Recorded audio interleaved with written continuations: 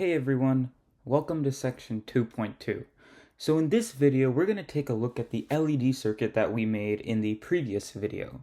And so we're going to start with the slideshow because I want to talk a little bit about what's going on and how an LED works and sort of what's going on between really the battery, which is the main power source of the LED, and the LED itself.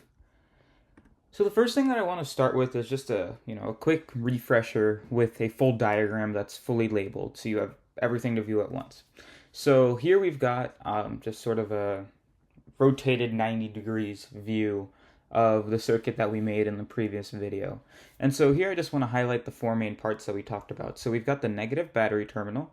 Remember, we've got a wire going straight through it. Now notice I didn't follow convention when I made this picture, so don't do that. But yeah, so we've got the negative battery terminal that's connected directly to the anode of the LED. That's the negative end. And then we have the positive battery terminal that's directly connected to the cathode, which is the positive end of the LED. And remember, we talked about how the cathode is usually bent to distinguish the cathode and the anode of the LED. Now, the next thing I want to show you is current flow.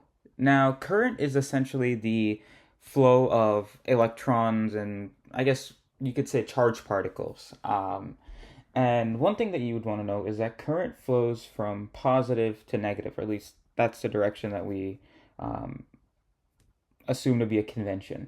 So conventional current, if you ever take a physics class, especially with electricity and magnetism, you'll know flows from positive to negative. So what that means is the current from the battery is coming out from this end. If you follow my mouse here, it's coming out from the positive battery terminal, going to the cathode, and coming out of the anode and going back into the negative end of the battery. And so we basically have this continuous cycle happening here. And this is really what's responsible for giving our LED power. Now, there are some mechanical or rather physical components within this LED that actually make the light appear, but we're not going to get into that for now. For now, I want you to focus on this current flow here, as that is what I believe to be the most important part. Okay, so that is sort of what was going on with that LED circuit.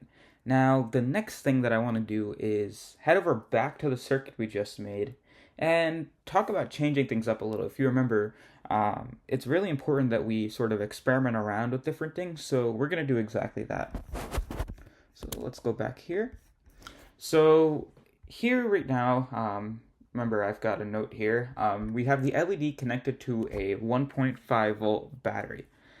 Now, that's cool, but I think that changing this power source would do some interesting things. So I'm going to delete this note, and let's just see what the LED looks like to begin with. So you can kind of see that when the LED changes to its on state, it's not that huge of a difference, right? Now, if you remember, I could change the battery, right? I could click on this and change the number of batteries that I wanted. So let's just see what happens if I have 2 batteries, and let's turn it on. Now you'll notice something interesting happens. The LED behind this red animation here is, definitely way brighter. But what is this red animation? Like, what's going on? This red, picture that you see here kind of looks like the LED is exploding. And well, that's exactly what's happening. Here we see the error. Current through the LED is 136 milliamps, while the absolute maximum is 20 milliamps. Now, you might be wondering, wait, what does that even mean?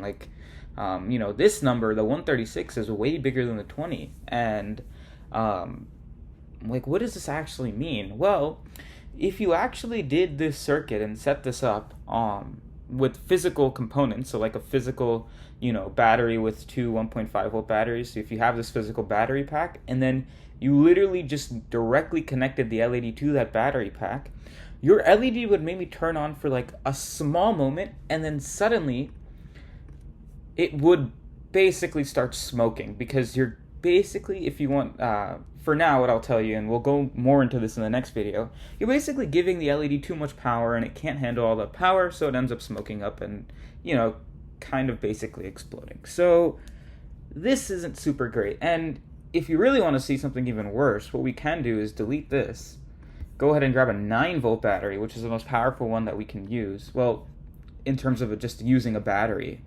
And if I just flip this, you can hit this button here to mirror the component, because I want to line up the anode with the positive end.